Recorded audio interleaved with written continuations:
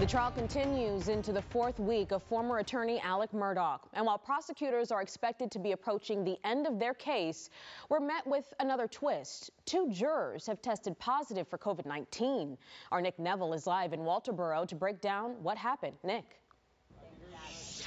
Yes, Intisar. So this was really a concern for both the state and the defense. They were concerned that really if more people test positive for COVID, this could end in a mistrial. So they were essentially asking for a delay to the trial for a couple days as we could conduct more COVID tests. But ultimately, Judge Clifton Newman deciding that the trial is going to move forward as scheduled this week.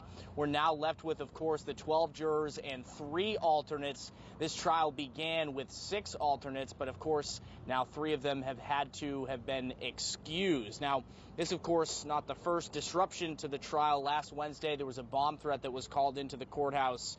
That delayed proceedings for several hours. Eventually, that was deemed to be a hoax.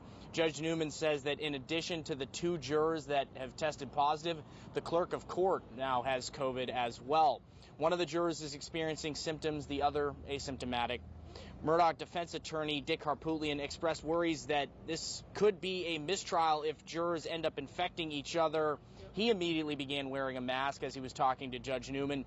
Lead prosecutor Creighton Waters also suggested potentially limiting the number of people who are allowed in the gallery. Right now, the gallery at this courthouse sits around 200 people. It's been pretty full for the last several weeks. But yes, he was requesting having that number limited since the high-profile trial is being live streamed. Ultimately, despite the COVID scare, Judge Clifton Newman forging ahead. Take a listen to a portion of what he told jurors this morning.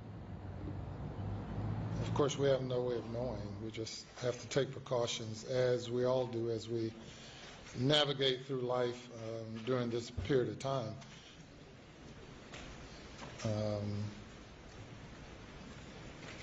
And we need 12 to deliberate, so that's the goal. That's why you have alternates. Of course, anytime you have a trial that's protracted, that goes on and on and on and on, then you're in a natural risk of attrition, and which we are experiencing now. And be it COVID or some other problem, the longer we stay here, the longer something will happen to various folks involved.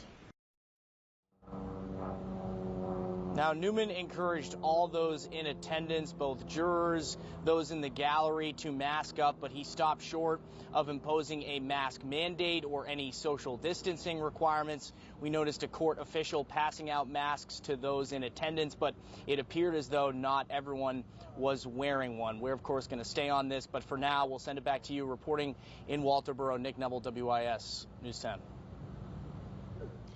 Thank you, Nick. And after the jurors were dismissed, Rachel Wynn from SLED took the stand. Now, she performs DNA extractions and works with body fluid identification and evidence processing. She tested bullet shells and cuttings from clothing.